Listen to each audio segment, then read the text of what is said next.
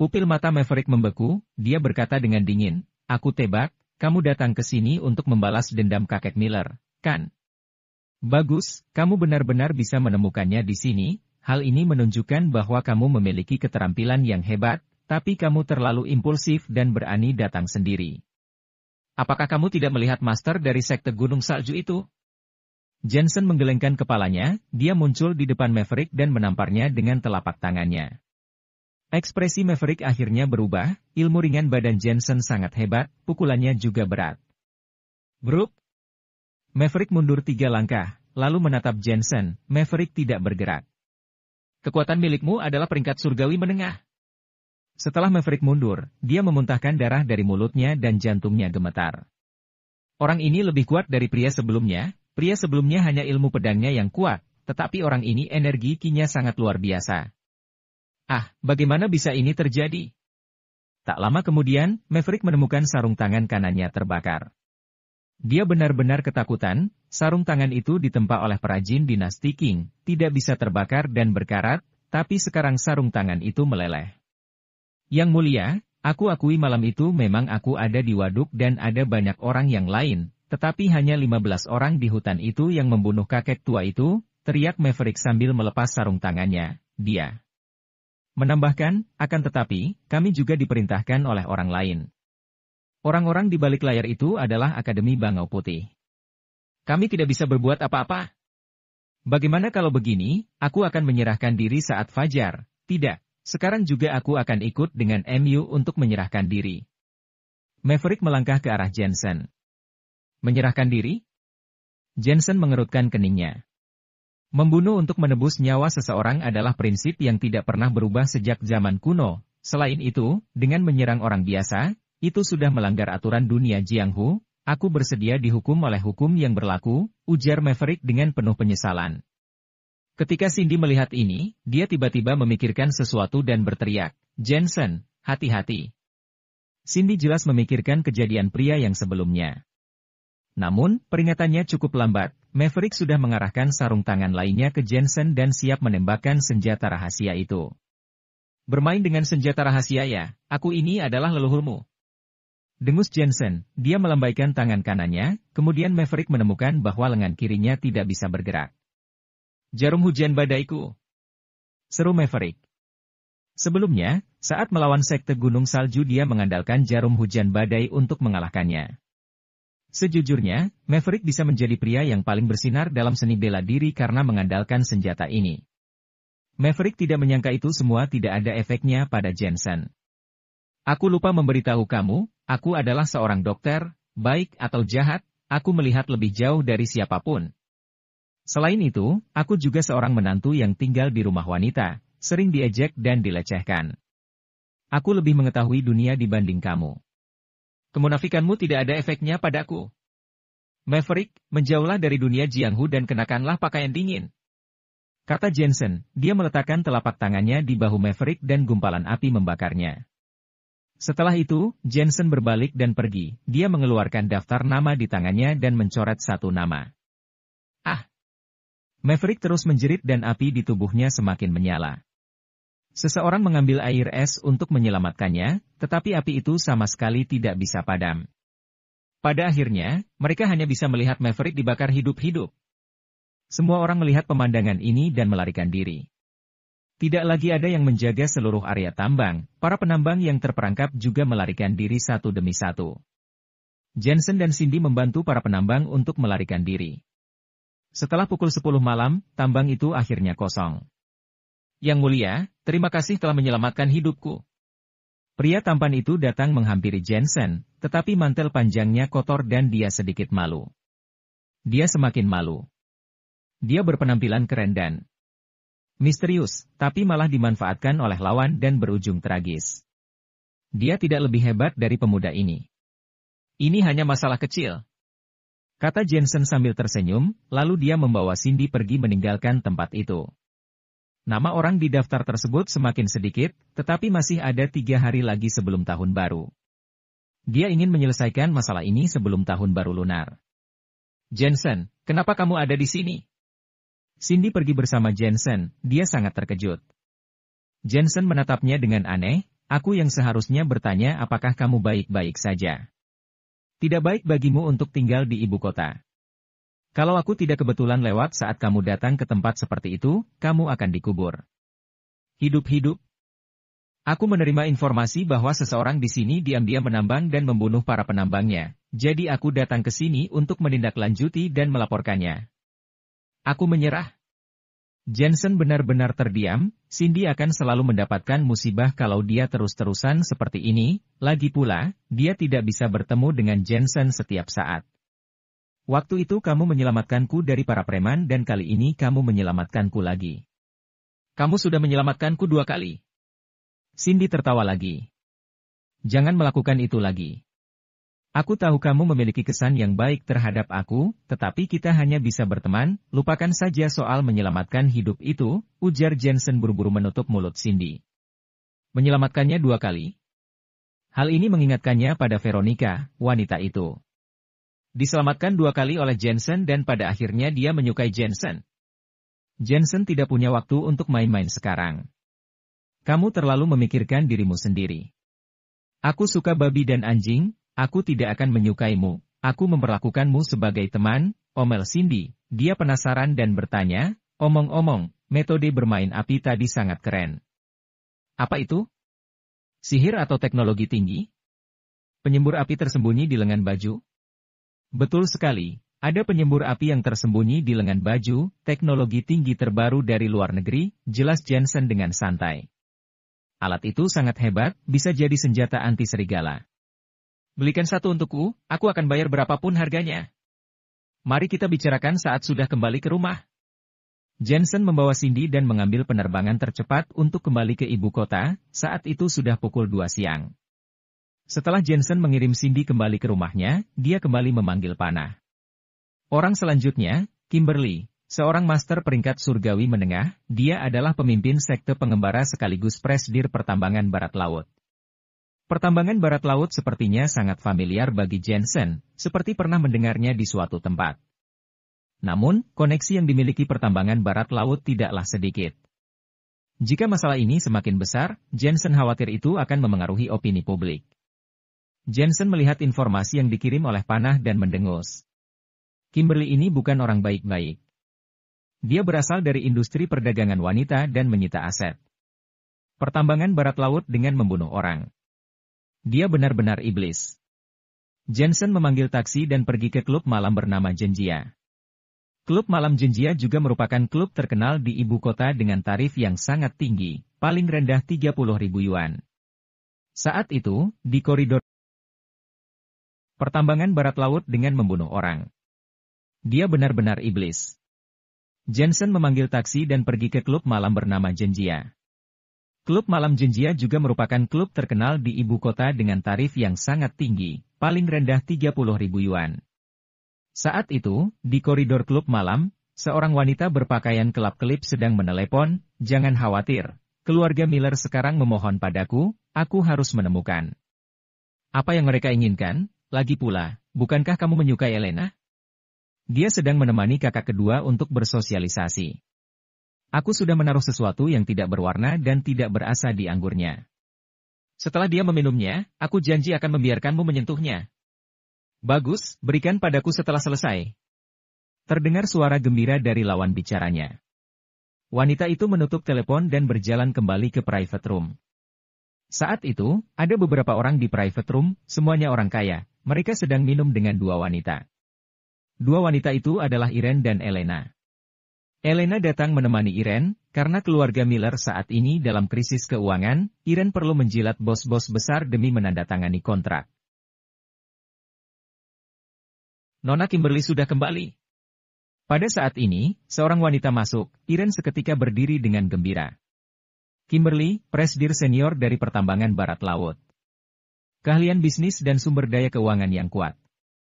Jika dapat bekerja sama dengannya, apakah masih takut keluarga Miller tidak bangkit lagi? Jangankan hal lainnya. Hari ini, begitu mengetahui bahwa keluarga Miller berada dalam masalah, Kimberly segera menelepon begitu banyak bos besar, koneksinya sangat luas. Nona Irene, bagaimana diskusinya? Wanita yang bernama Kimberly itu duduk dan bersikap sopan kepada Irene. Hehe, menurut kami proyek yang disebutkan Nona Iren itu cukup bagus, tapi masih ada detail yang kurang. Bagaimana pendapat Nona Kimberly? Seorang bos berkepala botak berkata dengan penuh arti, menanyakan pendapat Kimberly. Kimberly tersenyum dan berkata, saya dan Nona Iren sudah saling mengenal selama beberapa tahun. Dia bisa dipercaya. Selain itu, proyek ini murni menguntungkan. Saya pikir kita harus bekerja sama. Setelah Kimberly mengatakan itu, semua orang juga memberinya muka, satu persatu menganggukkan kepala. Tidak sedikit orang yang menatap kaki jenjang Elena dan Iren, diam-diam mengingini mereka, putri keluarga elit. Rasanya pasti berbeda. Elena tidak mengerti bisnis, tetapi dia mengetahui dari Iren bahwa Kimberly memiliki pengaruh yang besar, dan benar saja, itu dapat terlihat dari pertemuan hari ini. Elena diam-diam tak bisa menahan rasa senangnya bagi Iren. Nona Iren, ini adikmu, kan? Dia tidak banyak bicara ya, ujar Kimberly yang tiba-tiba menatap Elena. Adikku tidak berada di lingkaran bisnis, jarang melakukan pertemuan seperti ini, dia tidak terlalu mengerti. Iren menjelaskan sambil tersenyum, lalu menatap Elena dan berkata, Elena, Kak Kimberly memiliki pengaruh yang besar dalam perkembangan bisnis di ibu kota, bagus jika kamu berkenalan dengannya. Elena mengangguk dan menyapa, halo, Kak Kimberly. Hehe, kita di sini untuk bersenang-senang, tidak usah terlalu formal. Kimberly secara pribadi menuangkan segelas anggur untuk Elena. Ayo, minum. Mulai sekarang, kamu adalah adikku. Elena, Kak Kimberly orangnya sangat baik, dia juga mengenal banyak pria kaya. Bukankah kamu baru bercerai? Nanti minta saja Kak Kimberly mengenalkan seseorang padamu. Iren menambahkan dari samping. Elena mengerutkan keningnya. Meskipun dia juga minum alkohol, dia tidak suka minum dengan orang asing. Melihat Elena yang ragu-ragu, Kimberly berpura-pura marah dan tersenyum, Elena, kalau kamu tidak minum anggur ini, artinya kamu tidak menghargai aku. Bukan begitu. Elena tidak ingin mengacaukan urusan Iren, jadi dia menerima anggur dari Kimberly, sedikit menciumnya dan barulah merasa tenang. Elena adalah calon raja prajurit. Setelah melalui berbagai pelatihan khusus, jika ada sesuatu di dalam anggur, dia bisa menemukannya dengan berbagai cara. Tampaknya dia yang berpikir berlebihan. Elena baru saja akan meminum anggur di tangannya. Bang! Saat itu, pintu didobrak, seorang pemuda dengan santai melenggang masuk dengan kedua tangan di dalam sakunya. Semua orang terkejut. Orang macam apa anak ini? Nyalinya besar sekali. Jensen! Ekspresi Iren dan Elena berubah drastis. Awalnya Elena merasa senang, tetapi kemudian rasa itu berubah menjadi kemarahan dan keinginan untuk membunuh. Apa yang kamu lakukan di sini? Pergi. Iren berdiri dan berkata dengan marah. Setelah mengatakan itu, dia menjelaskan kepada Kimberly, Kak Kimberly, tidak usah dipedulikan, dia adalah mantan suami Elena. Tetapi dia dan Elena sudah tidak memiliki hubungan apa-apa, dan lagi Elena sangat membencinya. Oh, dia Jensen, kan? Aku pernah dengar tentang dia, katanya dia adalah tersangka utama, dia juga seorang dokter ternama. Kimberly juga memicingkan mata ke arah Jensen, aku dengar, saat pertama kali datang ke ibu kota dia adalah seorang pecundang. Memanfaatkan keluarga Miller untuk sukses. Setelah sukses dia langsung menendang keluarga Miller. Benar, dialah orang brengsek itu. Iren terus mengangguk. Jensen malah tersenyum ketika melihat Elena dan Iren, sedikit terkejut melihat mereka berdua di sini, lalu berkata, bukankah ini Elena? Baru saja cerai, sudah berkenalan dengan orang kaya. Dia melihat orang-orang yang ada di sana, tapi seleramu kurang bagus, di sini hanya ada sekelompok om-om botak. Tidak kusangka, mantan istriku ini jatuh ke tahap menjilat. Para pria parubaya. Jensen, omong kosong apa yang kamu bicarakan? Elena semakin membenci Jensen, merasa bahwa Jensen datang hanya untuk mengejek mereka. Omong kosong atau bukan, kamu sendiri yang tahu. Dulu kamu begitu polos, sekarang bahkan menemani orang minum anggur. Jensen menggelengkan kepalanya dengan meremehkan. Tatapan Elena menjadi sedingin es. Tak diragukan lagi, kata-kata Jensen ini telah menginjak-injak harga dirinya. Jensen, pergi kamu. Orang-orang yang ada di sini bukanlah orang yang dapat kamu singgung. Melihat Elena yang begitu kesal hingga tidak lagi berbicara, Iren berkata dengan marah, kejam sekali kamu. Sudah membuat keluarga Miller sampai seperti ini pun masih belum puas. Ketika melihat keluarga Miller akan bangkit, kamu malah datang dan membuat onar. Dulu Elena buta, bisa-bisanya dia bertemu dengan pria sepertimu. Kata orang, dari 10 orang yang bercerai, 8 di antaranya pasti bermusuhan. Dia telah melihat contoh nyatanya sekarang. Jensen datang dan membuat onar seperti ini, apa namanya kalau bukan musuh? Brengsek. Orang-orang kaya yang hadir juga memaki, apakah dia laki-laki? Kalau sudah cerai, ikhlaskan saja, untuk apa mempersulit mantan istri? Menurutku, pria ini hanya tidak ingin mantan istrinya hidup dengan baik. Perceraian memang seperti itu, berharap pihak lain menderita, lalu ingin mereka menyesal karena bercerai. Dia pasti punya pemikiran semacam ini. Seluruh tatapan penuh penghinaan tertuju pada Jensen. Sekelompok om botak, untuk apa berpura-pura polos? Jensen mencibir, bukankah kalian datang dan minum di sini karena menginginkan sisa-sisa dari keluarga Miller? Ingin memakannya hingga bersih tak bersisa. Oh iya, om-om seperti kalian paling menginginkan wanita, kuperkirakan kalian juga tertarik pada mantan istriku dan Irene, kan? Selera kalian tinggi juga. Kamu. Wajah semua orang-orang kaya itu memerah. Nona Irene, selesaikanlah urusan keluarga kalian sendiri, jangan berkata bahwa kami datang karena memiliki tujuan tersendiri. Kimberly tak bisa menahan amarahnya dan berkata, semua orang yang ada di sini adalah orang yang terhormat. Dia berkata seperti itu tentang kami, bagaimana kita bisa bekerja sama? Irene segera meminta maaf, Nona Kimberly, aku minta maaf, ini salahku. Ekspresi Elena bahkan lebih suram. Dengan keonaran yang dibuat Jensen ini, kerjasama yang baru saja dibahas tadi mungkin akan gagal. Elena menatap Jensen dan berkata dengan marah, Jensen, aku benar-benar buta. Bisa-bisanya aku membuat kamu masuk ke dalam keluarga Lawrence. Aku benar-benar menyesal karena tidak bisa melihat pria picik sepertimu dengan jelas. Aku minta maaf, ini salahku. Jensen menunjukkan ekspresi bersalah, telah mengganggu perkenalanmu dengan orang-orang kaya, mengganggu hubungan kalian. Benar kata kalian, sebagai seorang mantan suami, aku tidak punya hak untuk memedulikan urusanmu yang seperti ini, kamu urus saja sendiri. Kamu masih berani bicara omong kosong. Elena hampir mengeluarkan senjatanya. Dr. Jensen, kamu juga merupakan orang ternama, dengan kamu memfitnah kami seperti ini, kami dapat menuntutmu atas pencemaran nama baik. Kimberly juga berpikir mantan suami Elena ini memang sudah keterlaluan. Dia berdiri dan berkata, aku dan Irene sudah kenal selama beberapa tahun, aku mencelakai dia. Keluarkan buktinya atau minta maaf, kalau tidak, masalah ini tak akan selesai. Bukti apa yang dia punya? Suruh dia minta maaf. Irene menunjuk Jensen dan memarahinya, lalu berbalik untuk menatap Elena. Elena, kamu adalah polisi, dia memfitnah kita, kamu punya hak untuk menangkapnya. Elena segera mengangguk dan akan bertindak. Namun, saat ini Jensen mengeluarkan ponsel dan memutar sebuah video, suara rekamannya pun terdengar. Tenang saja, keluarga Miller sekarang memohon padaku. Aku harusnya bisa segera mencari tahu tentang hal yang kamu inginkan. Selain itu, bukannya kamu sangat menyukai Elena? Dia sedang menemani Irene dalam pertemuan bisnis ini, aku sudah menaruh obat di dalam anggur, tidak berwarna dan tidak berbau, hanya dapat ditemukan di dunia Jianghu. Setelah meminumnya, dijamin kamu bisa menikmati sepuasnya. Bagus, setelah beres, langsung kirim dia ke tempatku.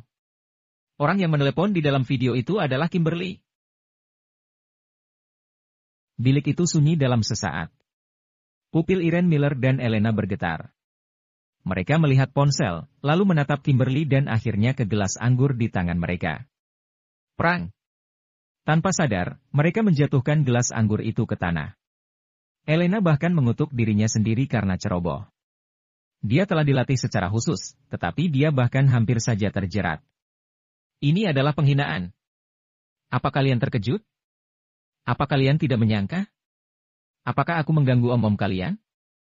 Kali ini, Jensen kembali datang dengan suara main-main. Irene dan Elena sama-sama malu. Mereka baru saja selesai membicarakan tentang Jensen yang memfitnah orang lain, tapi sekarang, tamparan itu membuat pipi mereka panas. Jensen, apa yang kau banggakan? Ini pasti hanyalah kesalahpahaman. Irene menutup mulutnya, tidak ingin ditertawakan oleh musuh ayahnya. Entah itu kesalahpahaman atau bukan, itu bukan urusanku. Jensen menggelengkan kepalanya ringan, dan karena ini adalah kesalahpahaman, mengapa kau tidak meminum anggurnya? Kau tahu itu berbahaya. Irene tidak bisa menyangkal. Terlepas dari apakah ada masalah dengan anggur atau tidak, dia tidak berani mencobanya dengan santai lagi.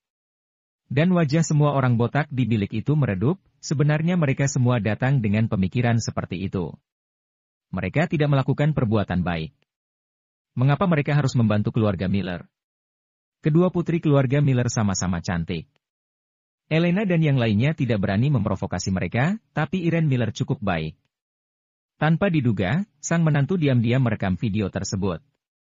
Di mana kau menemukan video itu? Itu palsu. Kimberly berdiri dengan tiba-tiba dan berjalan ke arah Jensen dengan dingin. Ingin melakukannya. Jensen tidak peduli dan tersenyum acuh.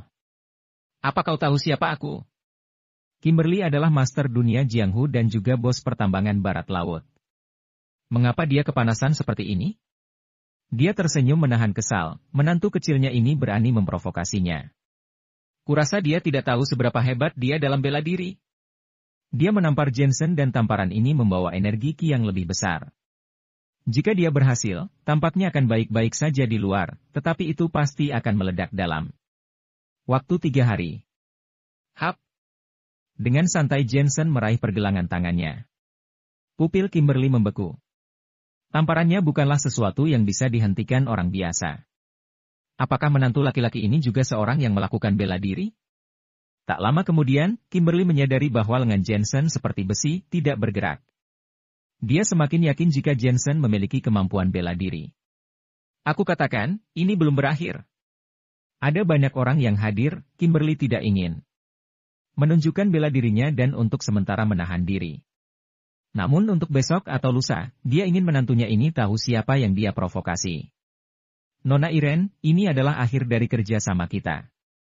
Aku pamit undur diri. Ketika masalah itu terungkap, Kimberly tidak berniat untuk tinggal lebih lama lagi. Itu hanyalah 2 wanita yang sudah menikah. Aku benar-benar berpikir bahwa aku adalah gadis yang belum menikah. Aku tidak bisa melihat diriku dengan jelas. Jika kamu ingin bekerja sama, libatkan dirimu sendiri. Sebaiknya kau bisa tulus, kalau tidak jangan pernah memikirkan kontrak-kontrak itu. Para bos juga pergi dengan marah. Tak lama kemudian, di dalam bilik itu tinggallah Jensen dan mereka bertiga. Irene melihat bilik itu dengan linglung dan gemetar karena marah. Kontrak puluhan juta kembali gagal. Ia tiba-tiba menatap Jensen dan ingin memarahinya, tapi ia tidak tahu cara berbicara. Marahi saja, entah bagaimana Jensen menyelamatkan mereka. Jangan marah, puluhan juta kontrak kembali dihancurkan oleh Jensen. Jensen ini secara khusus berada di sini untuk menghancurkan hal baik keluarga Miller. Jensen, biar kuingatkan lagi, kau sudah menceraikan Elena. Jangan mengganggunya. Mau tak mau Irene berkata. Kau pikir aku punya begitu banyak waktu? Jensen tersenyum. Lalu apa yang kau lakukan di sini hari ini? Jangan bilang kau ke sini untuk mencari Kimberly. Ah, kau pikir kamu bodoh? Irene bersikukuh, tidak cukupkah kau mencelakai keluarga Miller kami? Menjauh dari kami. Kalian memang bodoh. Sejujurnya, aku mencalonkan diri untuk Kimberly. Mengenai sugar daddy seperti apa yang kau inginkan, aku tidak peduli. Tapi aku bisa menyesuaikan gaya seperti itu. Aku sangat mengagumimu. Jensen melirik mereka dengan jijik dan berbalik pergi. Elena tidak berbicara sepanjang waktu. Gigi peratnya digigit keras, dan harga dirinya benar-benar diinjak. Dia adalah mantan istri Jensen, tapi di mulut Jensen, dia hanyalah seorang. Tidak ada pria yang melepaskan jalannya. Apakah Jensen begitu memandang rendah dirinya? Elena, tidak perlu marah. Orang seperti itu cepat atau lambat akan mendapat balasannya. Melihat wajah murung Elena dan tidak mengeluarkan suara, Irene dengan cepat menghiburnya, jangan hiraukan dia lain. Kali. Kau harus mencari laki-laki yang baik untuk dinikahi. Jika dia berani mengganggumu lagi, biarkan suamimu yang memberinya pelajaran. Elena tidak mengeluarkan suara dan dia semakin membenci Jensen. Jensen berjalan sepanjang koridor dan menggelengkan kepalanya tak berdaya. Dia berbaik hati membantu orang lain, tetapi pada akhirnya dia diperlakukan sebagai seseorang yang malang. Andai saja dia tahu, lebih baik untuk mengabaikan mereka. Setelah keluar melihat pemandangan indah, Jensen melihat kejauhan dengan pandangan dingin dan memecahkan satu lagi masalah. Panah, apakah ada orang lain di luar sini pada malam hari? Tuan Jensen, yang saya tahu bahwa Darwin dan yang lainnya masih berada di kota Krito. Mereka semua adalah pria-pria tua mantan pengawal keluarga Miller. Sisanya adalah ketua. Dan Paman Bonnie. Cari lokasi mereka dan selesaikan secepatnya. Aku masih harus merayakan tahun baru. Jensen menutup telepon dan pergi. Di sisi lain, sebuah sedan Volkswagen Python melaju di sepanjang jalan. Mobil ini disesuaikan dan memiliki efek anti peluru yang sangat baik. Kak Kimberly, menantu keluarga Miller ini cari mati. Di kursi belakang, seorang wanita memandang Kimberly. Kimberly memeluk pudel di tangannya dan membelai rambut anjing itu. Wajahnya suram, aku hampir mendapatkan Elena, tetapi aku digagalkan oleh sampah ini dan menyebabkanku tidak dapat melakukan pekerjaan. Besok, bawa dia padaku. Aku ingin dia tahu siapa Kimberly yang sebenarnya. Aku ingin dia tahu apa yang akan terjadi jika dia menyinggung perasaanku. Suara Kimberly penuh dengan penekanan. Kak Kimberly, bukankah kau memukulnya sebelumnya? Kenapa dia baik-baik saja? Wanita di sebelahnya dengan penasaran berkata. Orang itu tahu bela diri. Aku takut itu akan membuat masalah besar, jadi aku membiarkannya pergi. Kimberly berkata dengan dingin, aku tidak menyangka bahwa menantu dari keluarga Miller ini sebenarnya tahu beberapa bela diri. Aku tidak peduli seberapa kuat bela diri itu, tapi di depanku itu hanyalah secarik kertas. Ini wajar, Kak Kimberly adalah masternya, ketua bela diri. Wanita di sampingnya tersanjung, tetapi sebelum dia bisa menyelesaikan kata-katanya, wajahnya berubah drastis. Mulut Kimberly tiba-tiba mengeluarkan darah dan wajahnya menjadi pucat.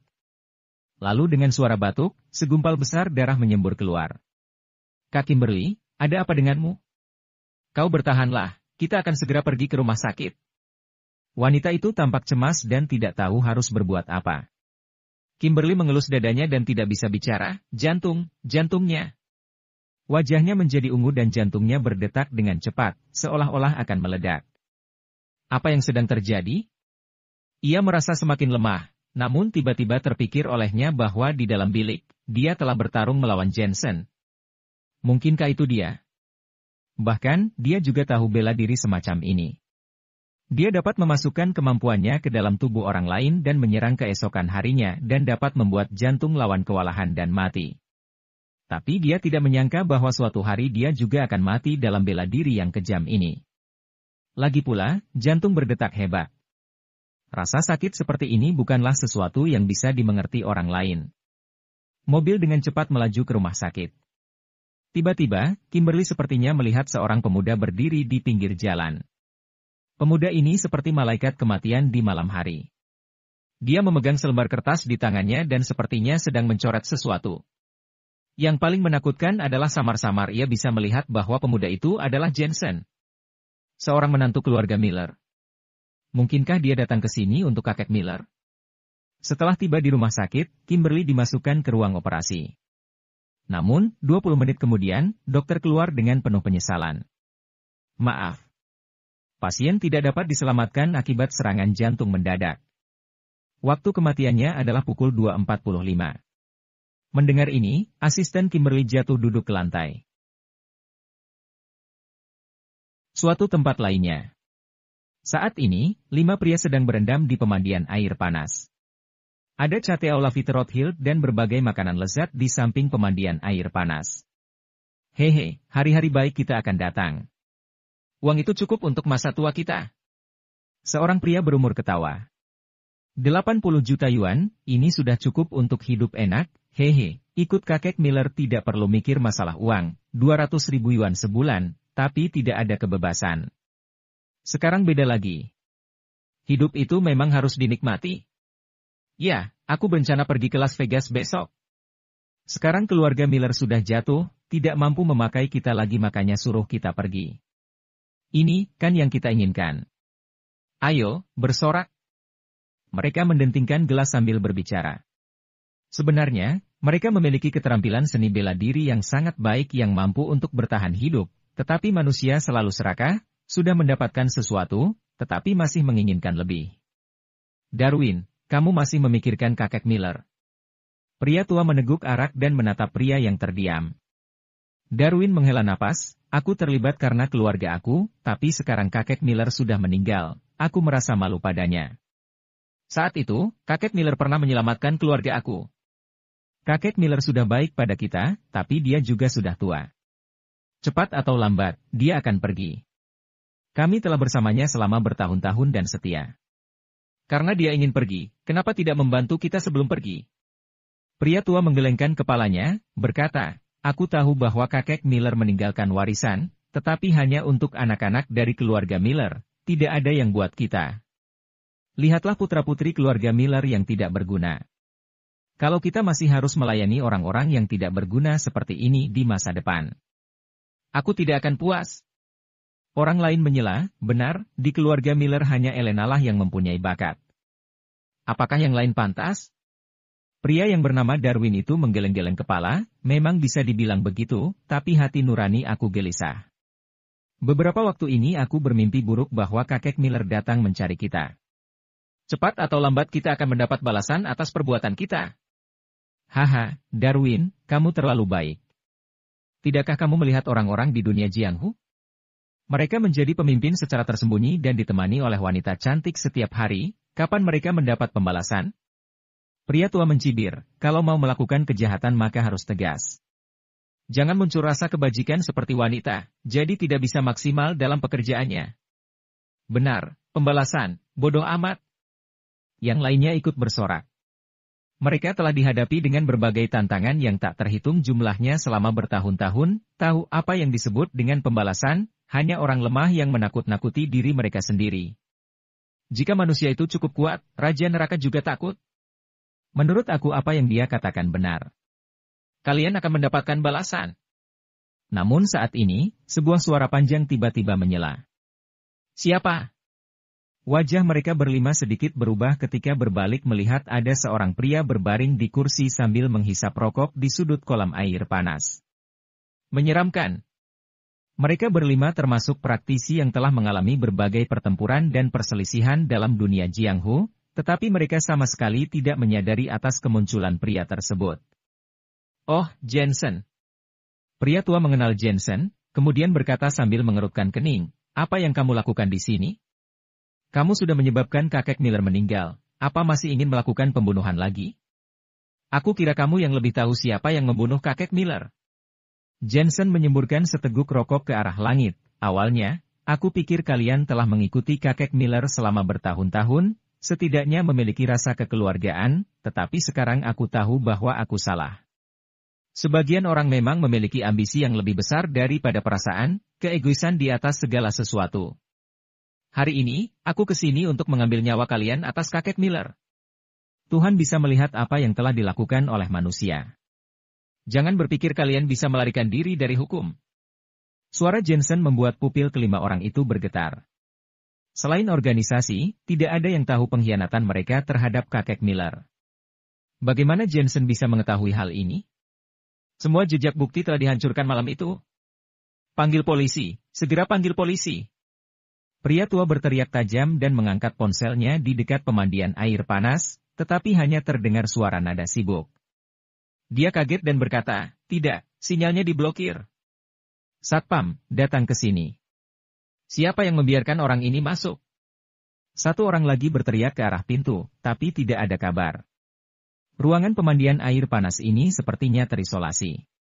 Saat ini, akhirnya mereka merasa ada yang tidak beres. Jensen ternyata memiliki kemampuan seperti itu. Jensen, apakah kamu benar-benar ingin membunuh orang? Pria tua tiba-tiba berdiri dan berkata dengan dingin, kamu telah membunuh kakek Miller dan menghancurkan keluarga Miller. Apakah hati nuranimu sudah dimakan anjing? Jensen tidak tahan menepukkan kedua telapak tangannya. Aku paling mengagumi orang seperti kamu yang masih bersikap keras walaupun maut sudah datang menjemput. Apa maksud kamu? Tak satu pun dari mereka jelas ingin mengakuinya. Namun, secari kertas muncul di tangan Jensen. Ada sejumlah nama tertulis di atasnya. Ada nama mereka dan juga nama praktisi dunia Jianghu. Setelah melihat nama-nama itu, mata mereka berlima menyipit. Mereka tahu bahwa Jensen sudah menemukan kejahatan mereka. Hal yang paling mengerikan adalah bahwa banyak dari nama-nama ini telah dicoret. Kamu penasaran kenapa dicoret? Jensen tersenyum dan berkata, karena mereka sudah menghilang dari daftar dan juga dari dunia bela diri Jianghu. Mendengar ini, kelimanya terdiam kemudian terlihat ada niat membunuh.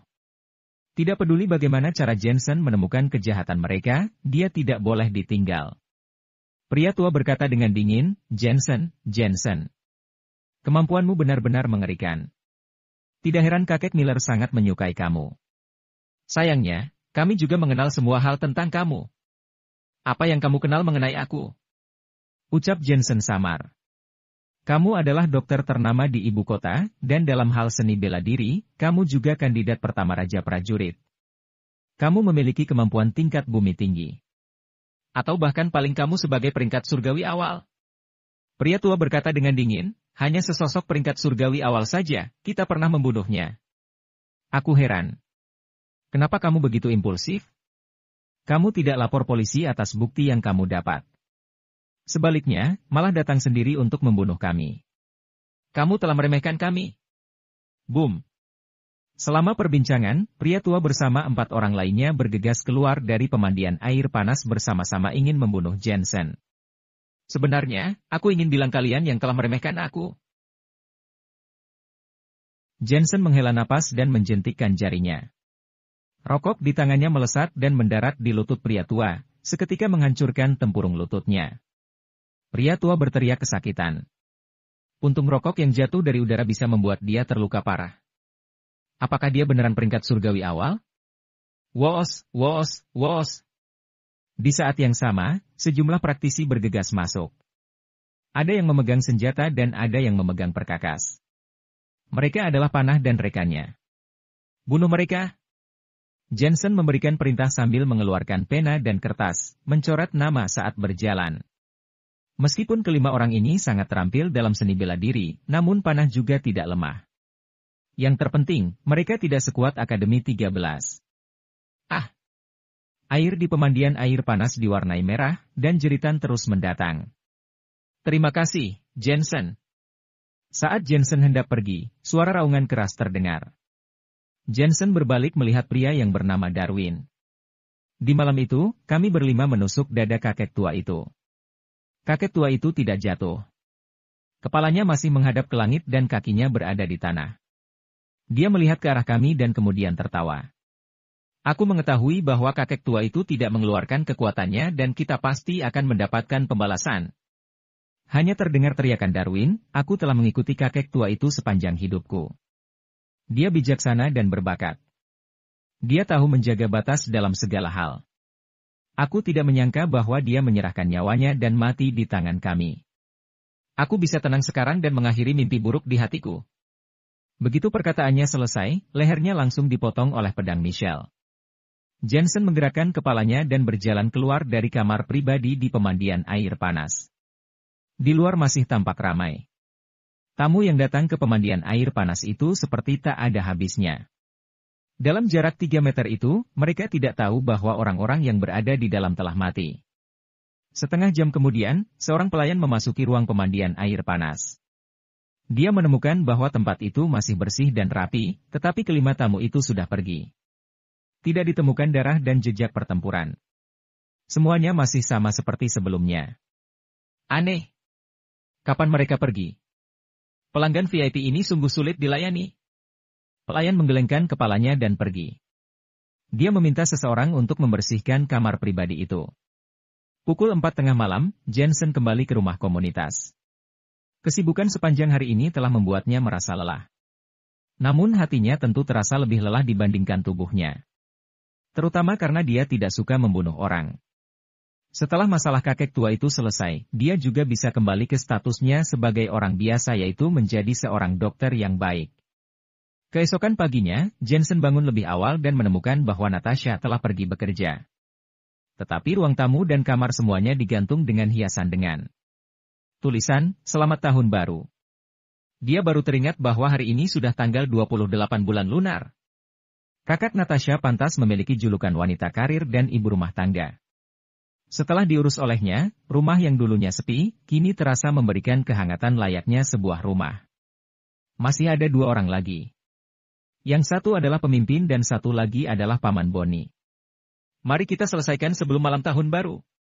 Sambil menyantap sarapan, Jensen memikirkan perkataan Darwin semalam. Dia merasa cukup terpukul. Ketika kakek tua itu meninggal, dia masih tetap kuat. Kepalanya menghadap ke langit dan kakinya berada di tanah. Hatinya tak kuasa menahan rasa sedih. Kakek tua yang telah berjuang keras sepanjang hidupnya itu justru berakhir seperti ini. Pada saat itu, panggilan telepon dari panah masuk. Tuan Jensen, pemimpin 15 orang itu adalah Orville Drake, pemimpin Akademi Gunung Bashan. Dia telah pensiun dan sekarang memelihara lebah di bawah Gunung Bashan. Aku sudah membeli penerbangan untukmu. Ada orang yang akan mengantarmu ke sana saat kamu tiba. Jensen segera berkemas karena dia tahu akan menempuh perjalanan panjang lagi. Gunung Bashan terletak di persimpangan 3 provinsi, dengan ketinggian 2,000 hingga 2,500 meter. Ada jejak gletser kuno, sementara ada beberapa desa di kaki Gunung Bashan. Paman Drake, beri aku sebotol madu. Orang-orang di desa suka membeli madu kepada seorang pria tua bermarga Drake di dalam hutan. Selain itu, pria tua yang memelihara lebah itu ramah dan memiliki reputasi baik di desa tersebut. Ayah, aku akan melakukannya. Duduk dan istirahatlah. Seorang wanita datang untuk membantu. Meskipun kedua matanya buta, dia lincah dan cepat. Vina, biarkan aku membantumu. Ketika suaminya melihat, dia juga datang untuk membantu. Sedangkan pria tua itu duduk di kursi sambil mengisap sebatang rokok lalu menghembusnya dengan kuat.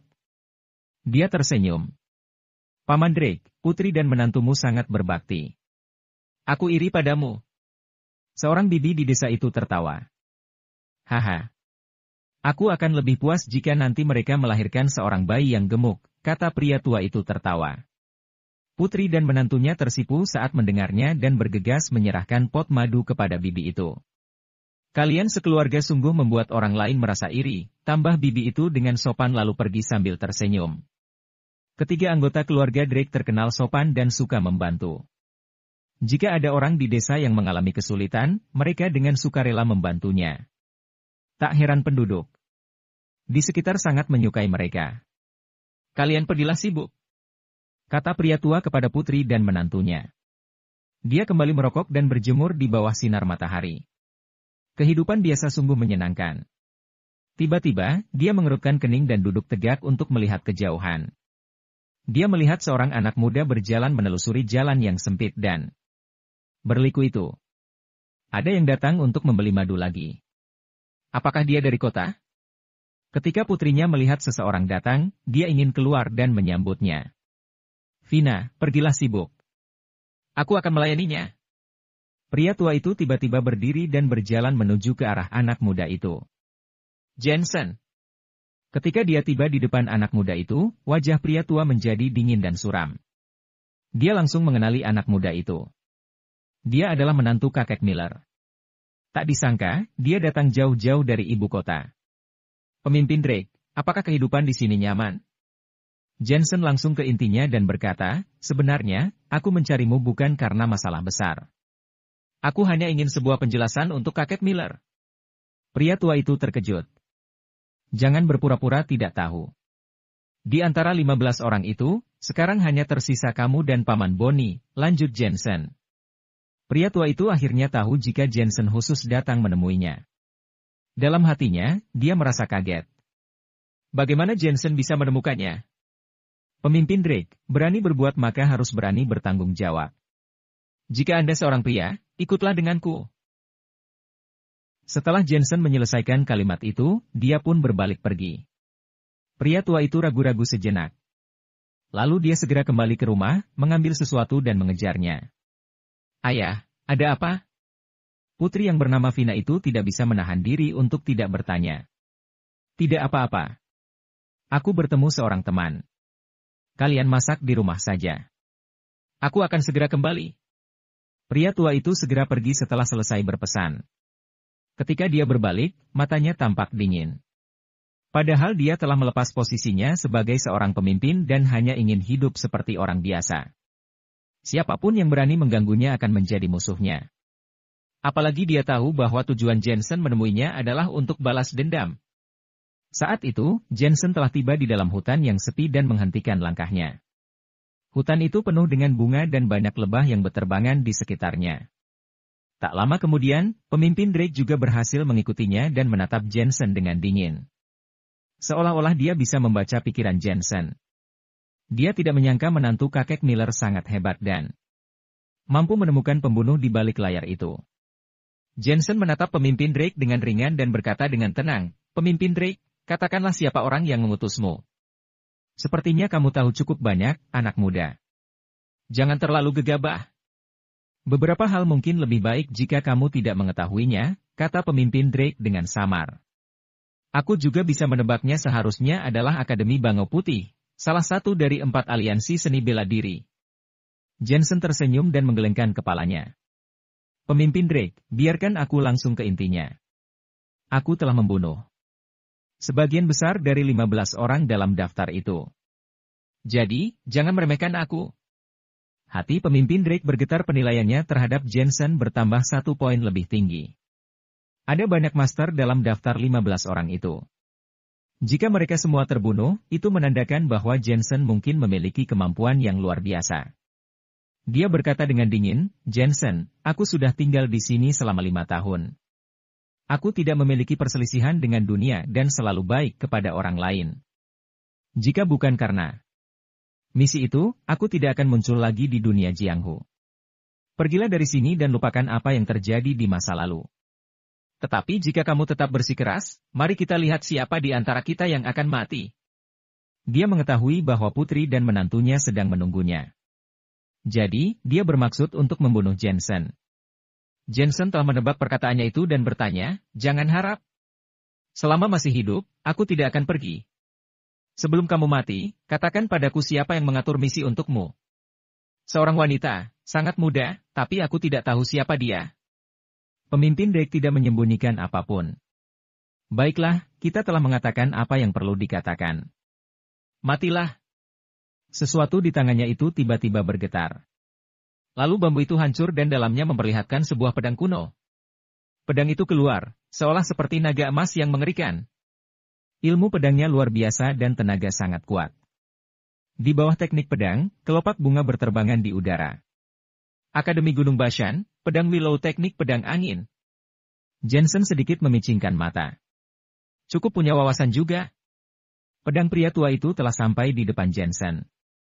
"Aku sudah meminta seseorang untuk menyelidikimu, tapi aku belum menyentuh ilmu pedangmu. Namun, mengapa tidak mencobanya?" Sayup-sayup Jensen bergumam sendiri. Dengan tangan di pinggangnya, pedang bayangan muncul. Kelang! Kelang! Tidak melihat bagaimana pedang itu bergerak, pedang bayangan berbenturan dengan pedang orang tua itu. Ujung pedang itu menempel di ujung pedang lainnya. Pria tua itu tersentak. Tadinya ia berpikir akan membunuh Jensen saja, tapi ia tidak menyangka Jensen energi ki yang kuat dan ilmu pedangnya menjadi sangat cepat. 49 jalan, 1 pedang membunuh 9 angsa. Dalam sedetik, orang tua itu menggunakan teknik 49 pedang. Legenda mengatakan bahwa teknik pedang ini sangat hebat. Dengan 1 tebasan, 9 angsa di langit akan terbunuh.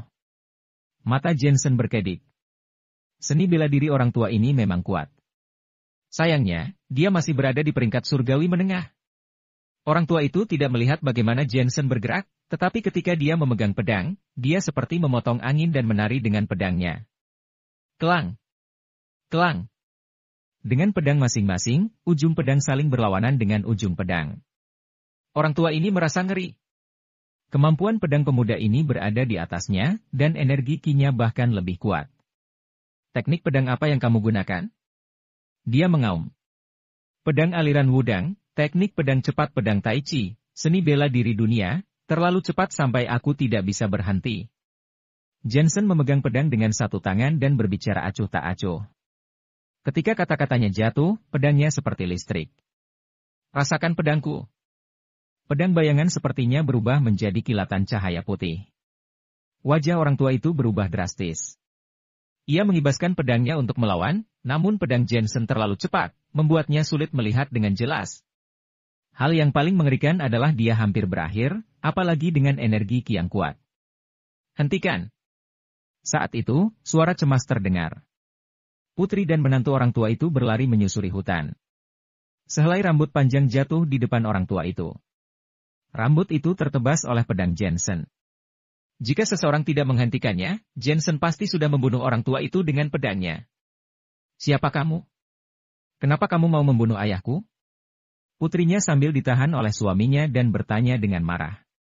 Dia sama-sama buta, tetapi dia juga telah berkecimpung dalam seni bela diri sejak sekolah dasar dan bisa merasakan kekuatan dalam seseorang. Dasar orang-orang dunia Jianghu yang keji, ayahku sudah berhenti dari dunia Jianghu, kenapa kamu masih mengganggunya? Menantu laki-laki itu juga berteriak. Jensen menggelengkan kepalanya, namun menatap ke arah wanita itu dan melenggang ke depan. Apa yang ingin kamu lakukan? Kalau kamu punya keluhan lain ataupun hutang.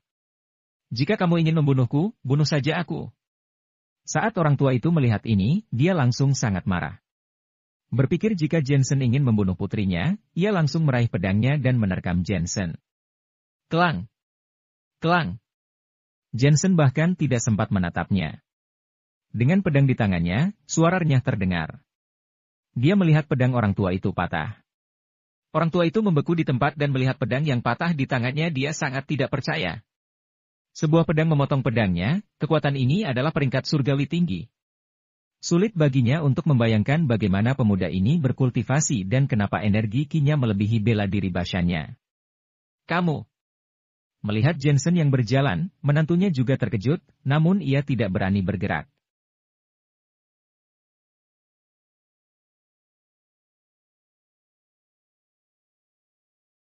Jensen datang di depan putrinya dan melihat dari atas ke bawah. Sebuah jarum perak muncul di tangan kirinya. Jarum itu terbang dan mendarat di pelipis dan wajah putrinya. Setelah menerima jarum sesaat kemudian, dia berkata dengan ringan, ada yang salah dengan matamu, terutama karena kamu berlatih ketika kamu masih kecil, dan kepalamu dipukul dan itu yang membuat adanya aliran darahmu yang tersumbat. Aku akan membantumu menekan meridianmu, meningkatkan sirkulasi darah dan menghilangkan stasis darah. Penglihatanmu pasti bisa pulih. Di kejauhan, orang tua itu tertegun sejenak dan tidak bisa menahan diri untuk tidak melihat putrinya. Hal itu tidak terduga sama sekali. Wanita itu perlahan membuka matanya, dan sinar cahaya melesat masuk ke matanya, membuat dia tanpa sadar menutup matanya. Ketika dia membukanya lagi, yang awalnya hanya pemandangan gelap berangsur-angsur menjadi berwarna. Ayah, aku bisa melihat lagi. Teriak putrinya dengan penuh semangat. Dia telah buta selama lebih dari 10 tahun. Untuk pertama kalinya, dia bisa melihat, dia bahkan bisa melihat ayahnya, yang sudah bertahun-tahun tidak dia lihat. Bagus, bagus, bagus. Mata orang tua itu bersemangat dan menjadi lembab dan ia menatap Jensen kaget. Jensen, apa yang kamu mau? Aku ini seorang dokter. Jensen hanya mengatakan satu kalimat. Seluruh tubuh orang tua itu bergetar. Dia tahu bahwa menantu kakek Miller adalah seorang dokter terkenal, tetapi dia tidak menyangka bahwa dia akan menyembuhkan penyakit putri musuhnya dengan kebajikannya. Ada ledakan mimpi dalam pikirannya. Barusan saja, Jensen ingin membunuhnya, seperti dewa pembunuh. Sekarang, dia membantu seseorang yang tidak dia kenal. Pak Tua Drake, kurasa kamu pasti masih memiliki hati nurani. Aku akan memberimu kesempatan untuk membunuh dirimu sendiri. Jensen menatapnya lagi dan berkata, kenapa kamu mau membunuh ayahku? Dia sudah pensiun dari dunia Jianghu dan dia juga orang yang baik. Aku tidak tahu sudah berapa banyak orang yang telah dia bantu di sekitar sini. Menantunya tidak bisa menahan diri untuk tidak berkata, kamu menyembuhkan mata putrinya. Kamu adalah orang yang baik.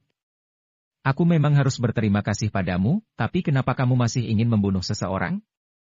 Apalagi dia hanya orang tua yang berusia lebih dari setengah abad, apa kamu tega membunuhnya?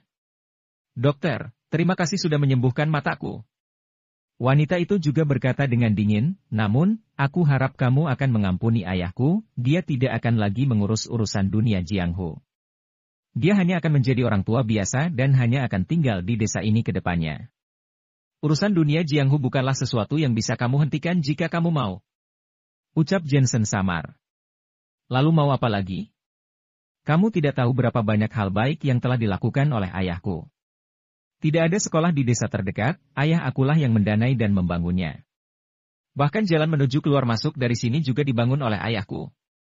Putrinya mengertakkan gigi dan berkata dengan marah, desa-desa di sekitar sini sangat miskin. Mereka membakar lampu minyak tanah di malam hari, dan mereka juga orang yang dibayar ayahku untuk bekerja menafkahi keluarga mereka. Ayahku adalah orang yang baik, jadi mengapa kamu mau membunuhnya? Suaminya juga marah. Jangan berpikir bahwa kamu bisa membunuh ayahku hanya karena kamu telah menyembuhkan mata istriku. Kalau kamu tidak puas, ambil saja mata lagi. Jensen menatap mereka yang sangat bersemangat. Dia tidak bisa menahan diri untuk tidak menggelengkan kepalanya dan tersenyum. Dia bertanya, siapa kamu? Kenapa kamu berbicara seperti itu? Aku menantunya, itu alasan yang cukup bagiku untuk membela dia, kan? Pria itu mengertakkan gigi dan berteriak. Kamu adalah menantunya, jadi kamu bantu dia berbicara. Jensen mengangguk. Tapi apa kamu tahu kalau ayah mertuamu membunuh kakek mantan istriku? Kamu adalah menantu, dan aku juga seperti itu. Jika kamu berbicara untuknya seperti ini, bukankah aku juga harus berbicara untuk kakek aku? Ayah mertuamu adalah manusia. Apakah kakekku bukan manusia? Aku mengobati istrimu. Itu adalah tugasku, dan sedangkan ini tanggung jawabku untuk membunuh ayah mertuamu. Masalah dunia Jianghu tidak akan berakhir. Kamu kira karena kamu berhenti dari dunia Jianghu ini, hutang darah di tanganmu dapat dihapuskan. Ketika kalimat terakhir jatuh, putrinya dan suaminya tidak bisa berkata-kata. Sebelumnya, mereka sangat marah dan merasa Jensen sangat kejam. Mereka baru tahu orang tua seperti itu juga bisa membunuh. Tapi jangan berani mengatakan itu sekarang. Karena orang tua itu juga membunuh kakek Jensen, usianya memang tidak lagi muda, tapi orang tua itu juga sudah membunuh orang. Apalagi yang ingin kamu katakan? Melihat mereka tidak berbicara, Jensen kembali mempertanyakan. Keduanya mengertakkan gigi dan menatap orang tua itu, ayah, aku tidak menyangka, bagaimana kamu bisa membunuh orang? TSK. Orang tua itu menghela napas, orang-orang di dunia Jianghu itu saja yang tidak bisa menahan diri, aku terpaksa melakukannya. Begini saja, kamu jangan bunuh ayahku. Bagaimana kalau aku memintanya untuk menyerahkan diri saja? Menantu pemimpin Drake masih ingin memperjuangkan kesempatan terakhir. Ia berteriak kepada Jensen, ayahku membunuh seseorang. Hukum harus menghukumnya, bukan kamu. Jensen menggelengkan kepalanya acuh, aku tidak masalah dengan itu, akan tetapi aku rasa ayah mertuamu tidak akan setuju. Jika para pembunuh ini menyerahkan diri, Jensen tidak perlu terlalu sibuk, tapi apakah itu mungkin? Bagaimana kamu bisa menyerahkan dirimu pada bukan dunia Jianghu? Kamu hanya bisa mengakhirinya dengan jalan dunia Jianghu. Benar saja, pemimpin Drake menggelengkan kepalanya. Dia tahu bahwa jika dia menyerahkan diri dan dilacak oleh pihak yang berwenang, pada saat itu pemimpin Drake tidak akan mati sendirian. Organisasi tentu tidak akan melepaskan keluarganya. Dr. Jensen, terima kasih telah menyembuhkan mata putriku, kamu adalah orang yang baik. Pemimpin Drake menatap Jensen lagi dan berkata, hal dunia Jianghu, diselesaikan oleh dunia Jianghu, aku, Orville Drake, akan memberimu penjelasan. Saat kata-kata itu dikatakan, dia meraih pedang yang patah dan menariknya dengan lembut di lehernya. Ayah! Vina dan menantunya sama-sama menangis dan berlari. Jensen menghela napas dalam hatinya. Mengetahui bahwa orang yang memimpin pembunuh kakek Miller sudah bunuh diri, dia bisa dianggap mati dengan berani. Ia mengeluarkan daftarnya dan mencoreng satu nama. Sekarang sisa Paman Bonnie sendirian. Jensen sedikit bingung. Orang yang memberikan tugas kepada pemimpin Drake adalah seorang wanita, dan dia masih sangat muda. Siapa lagi ini? Jensen tiba-tiba memiliki perasaan sepertinya dia mengenal orang ini, dan ia berada tepat di sekitarnya. Di sisi lain, Elena Miller baru saja pulang kerja dan sedang bersiap untuk makan siang. Elena sudah kembali, apakah kamu sudah melihat beritanya? Semua orang di keluarga Miller sedang duduk di ruang makan. Ketika mereka melihat Elena kembali, Irene Miller berlari dengan cemas, Kak Kimberly sudah mati. Kak Kimberly sudah mati? Wajah Elena seketika berubah. Iya, dengar-dengar setelah kita pergi malam itu, dia meninggal malam itu juga. Katanya menurut laporan medis adalah serangan jantung mendadak. Irene berkata dengan ekspresi takut, ini terlalu aneh melihat Kak Kimberly malam itu tidak ada yang salah dengan kesehatannya. Orang yang begitu muda mendadak pergi begitu saja, sangat menakutkan. Elena tidak bisa menahan diri untuk tidak mengerutkan kening. Ini memang mendadak. Apa pihak rumah sakit mengatakan seperti itu? Iya, aku ingin mencari Kak Kimberly keesokan harinya. Sekretarisnya bilang begitu. Kakak kedua, aku rasa ada yang salah dengan hal ini. Ketika Kak Kimberly pergi malam itu, dia baik-baik saja. Dia tidak terlihat seperti mengalami serangan jantung. Apa yang kamu katakan juga benar. Apakah dia dibunuh oleh seseorang? Siapa yang begitu hebat? Membunuh orang tanpa ada yang menyadarinya. Irene mengerucutkan bibirnya dan tiba-tiba teringat pada Jensen, mungkinkah binatang itu Jensen? Wajah Elena lebih terlihat sangat mencurigakan. Nyatanya, dia juga memiliki dugaan seperti ini. Tentu saja, itu hanya dugaan. Irene membenci Jensen dan menyalahkannya atas segalanya. Jensen adalah seorang dokter. Mungkin dia membunuh Kak Kimberly dengan racun. Kak Kimberly sepertinya hampir memukulnya malam itu. Oh iya, dia juga mengatakan bahwa dia datang untuk Kak Kimberly. Aku hanya tidak percaya padanya saat itu. Itu pasti Jensen. Dia yang paling pelit dan sombong. Renata tiba-tiba menimpali. Dia belum tahu bagaimana situasinya. Pokoknya, itu benar jika yang salah adalah Jensen. Lagi pula, Renata kesal saat memikirkan Jensen. Dengan cara Jensen, ia memang memiliki kekuatan seperti ini. Elena juga menganalisis, akan tetapi, Jensen tidak akan mencari Kak Kimberly tanpa alasan. Dia pasti pergi ke sana dengan tujuan tertentu. Sepertinya dia melakukan sesuatu diam-diam di belakangnya.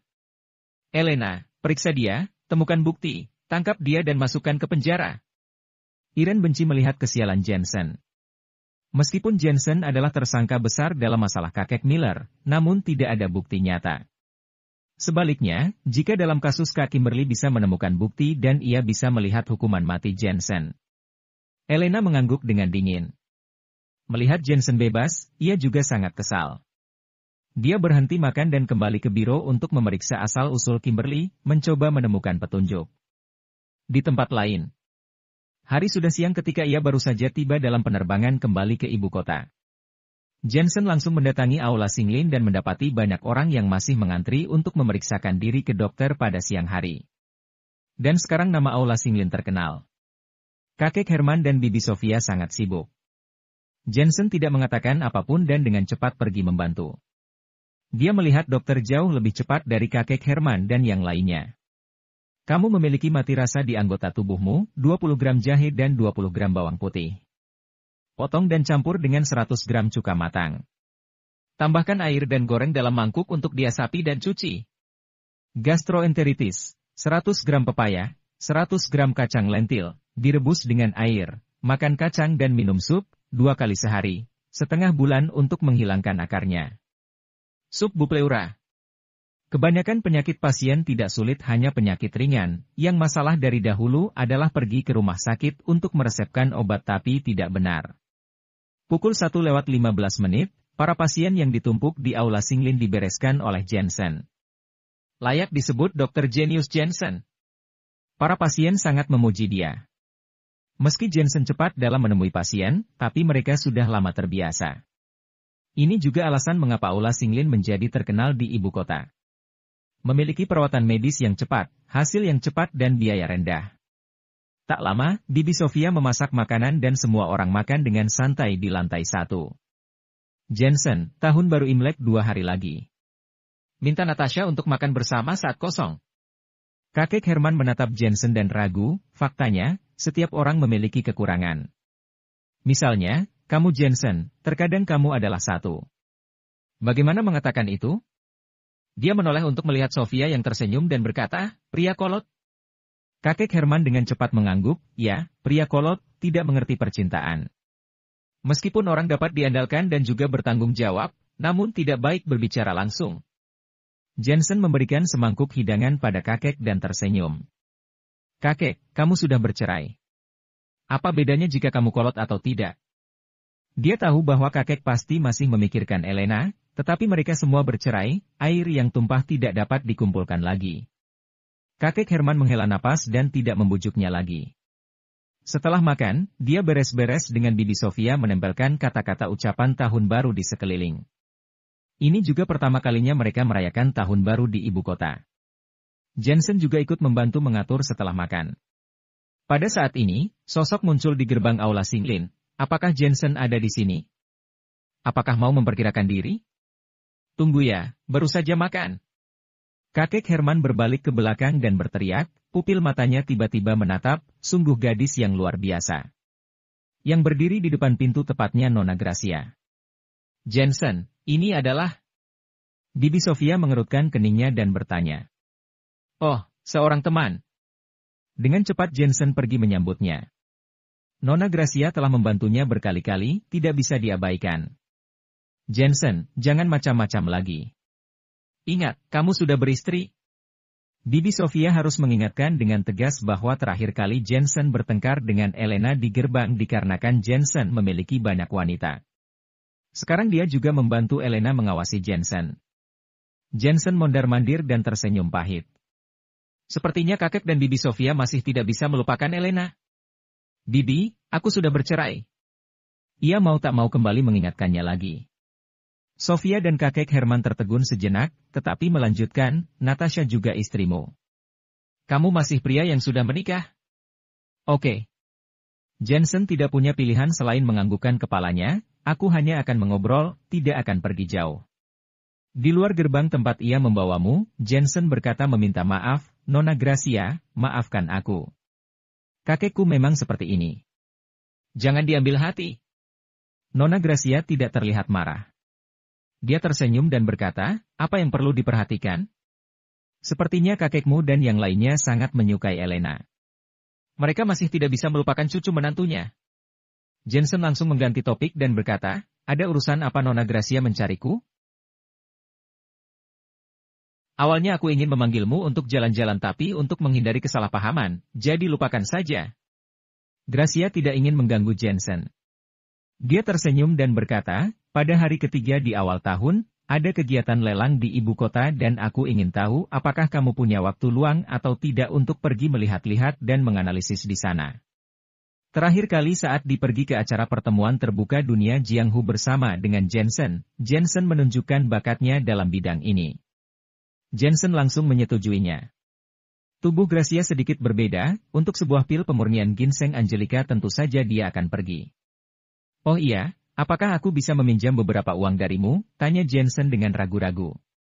Kamu adalah bos dari grup Dream Internasional, kamu masih kekurangan uang. Gracia menatapnya dengan heran.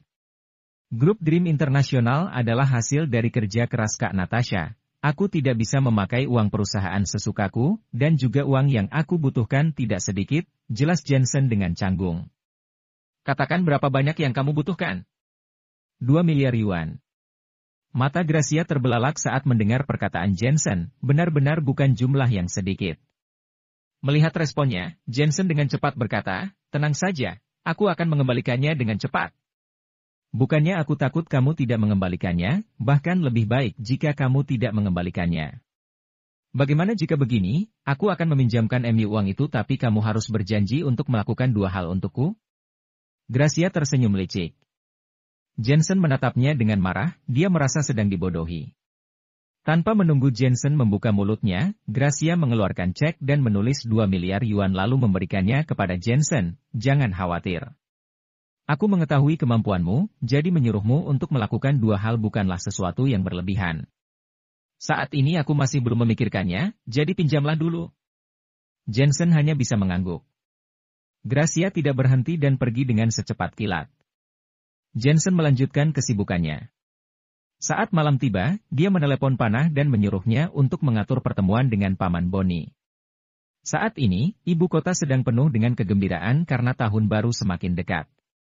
Semua pasar besar maupun kecil penuh oleh orang-orang yang ingin membeli makanan.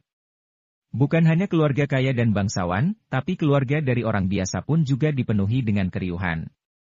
Meskipun keluarga Miller tidak sama seperti dulu tapi tahun baru adalah hari yang besar, jadi seluruh keluarga di keluarga Miller sangat ramai. Meskipun keluarga Miller tidak memiliki penjaga, masih banyak kerabat yang sedang sibuk untuk menggantung lentera dan menempelkan tulisan kaligrafi. Paman Boni, tempel satu di sana dan juga jangan lupakan penghormatan untuk kakek di depan pintu. Renata menjelaskan sambil menggerakkan tangannya. Baik. Paman Boni adalah satu-satunya pelayan yang sejauh ini tidak pergi dan sangat setia dengan keluarga Miller. Semua orang di keluarga Miller melihat Paman Boni sebagai orang tua dan tentu saja mereka sangat menghormatinya. Pada saat ini, Paman Boni merasakan sebuah pesan datang. Dia dengan pelan mengeluarkan telepon lalu melihat bahwa tidak ada pesan satupun dan hanya ada serangkaian angka 0. Raut wajahnya menegang. Ada apa, Paman? Renata berteriak sambil sibuk mengerjakan sesuatu. Tidak apa-apa, aku hanya tidak enak badan. Tidak bisa menolak umur. Menanjak sedikit saja sudah kehabisan napas, ucap Paman Boni sambil menghela napas.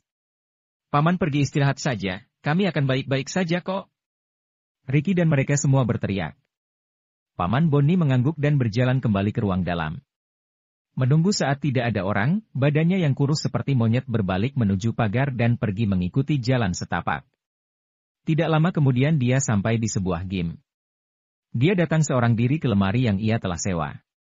Saat membuka lemari itu, dia melihat sebuah surat tergeletak di dalam. Dia membukanya dan hanya melihat beberapa kata, barang itu sudah ditemukan, temui aku di tempat biasa. Seluruh tubuh Paman Boni bergetar. Dia merobek surat itu, memasukkannya ke dalam mulut dan menelannya. Setelah itu dia pergi. Ini adalah cara dia dan organisasinya berkomunikasi. Setelah pesan datang, pergi ke gym lalu mengambil barang yang ada di dalam lemari. Tidak banyak orang yang mengetahui sinyal rahasia ini. Apakah sudah menemukan harta karun kultivasi? Apakah barang itu ditemukan di dalam mayat Daniel? Raut wajah Paman Boni terlihat bersemangat.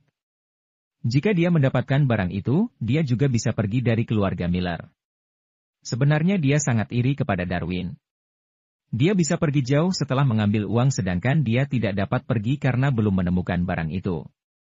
Apalagi keberadaan Daniel tidak diketahui. Jika suatu hari Daniel tidak mati, dia pasti akan merasa sangat tidak nyaman karena kapanpun Daniel dapat membongkar semuanya. Saat malam, Paman Boni makan lebih awal. Setelah itu dia berkata kepada semua orang di keluarga Miller bahwa dia sedang tidak enak badan dan kembali ke kamar. Setelah itu meminjam senter dan pergi ke Gunung Kuning. Gunung Kuning adalah puncak yang terisolasi, liar dan jarang ditemukan jejak manusia.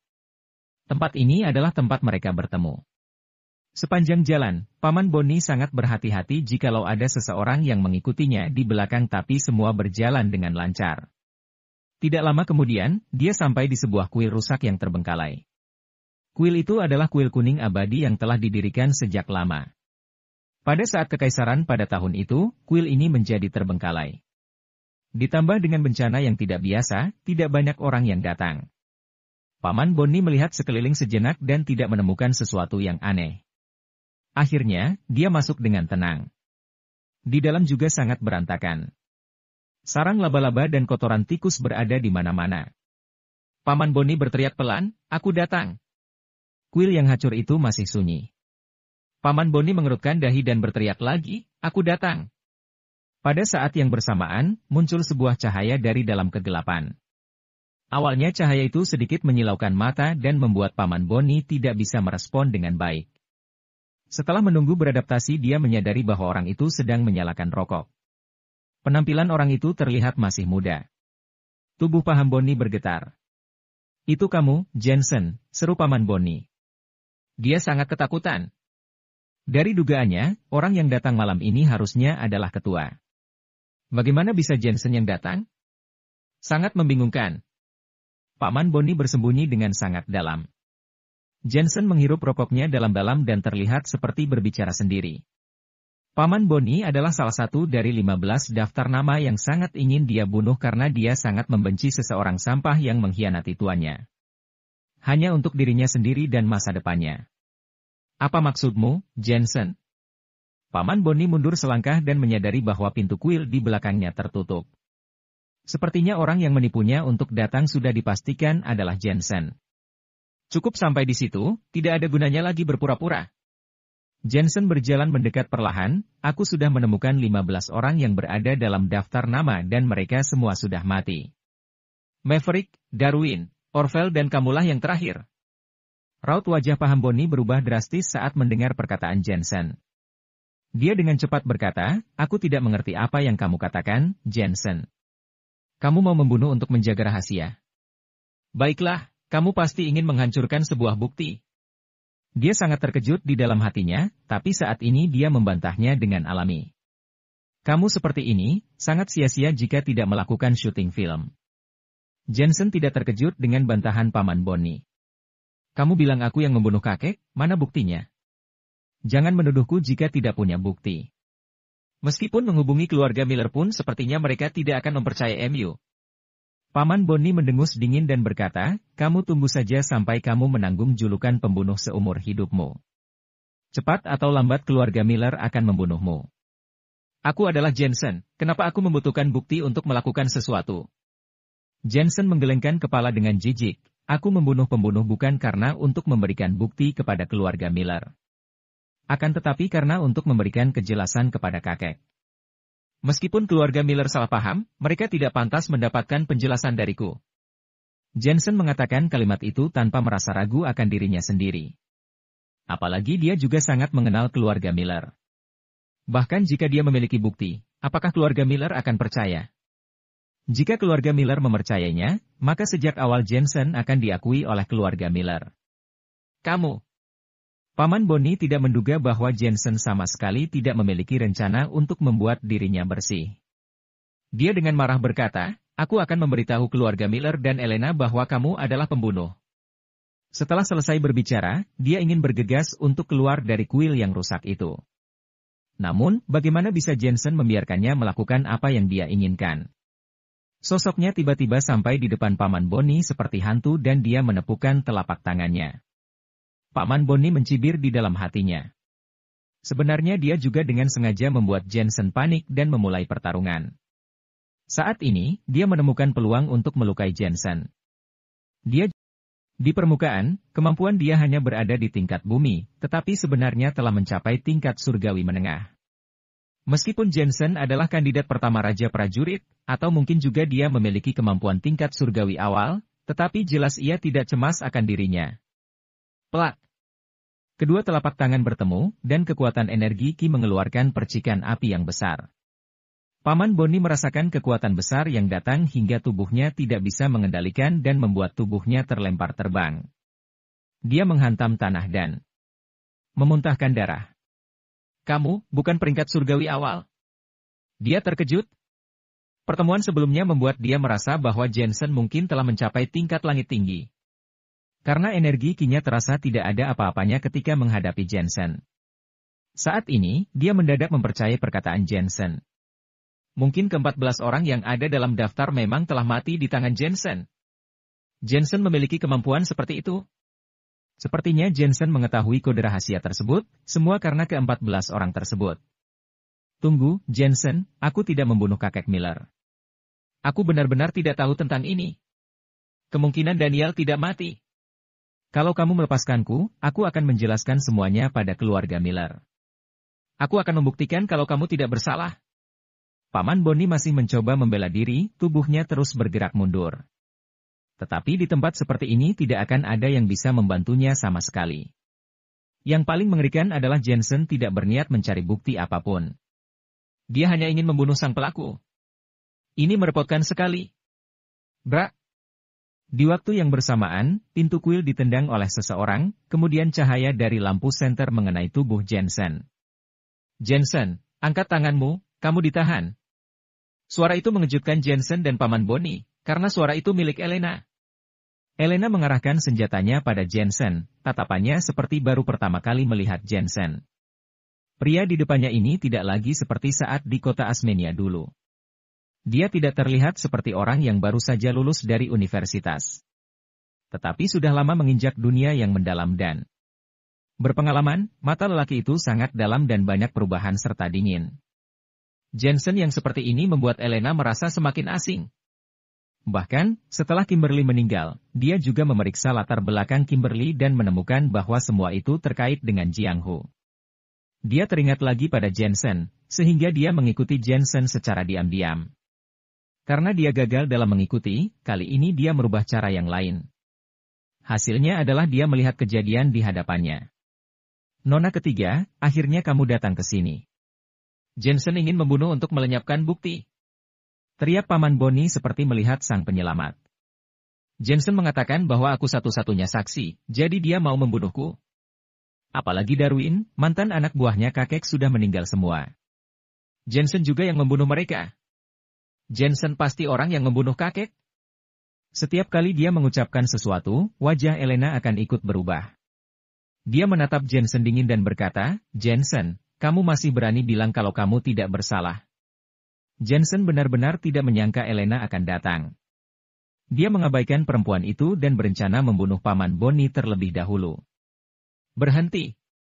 Melihat Jensen mulai bergerak, Elena langsung berseru dingin, aku akan menembak kalau kamu bergerak lagi. Elena, kamu mau membunuhku? Suara Jensen terdengar sangat berat.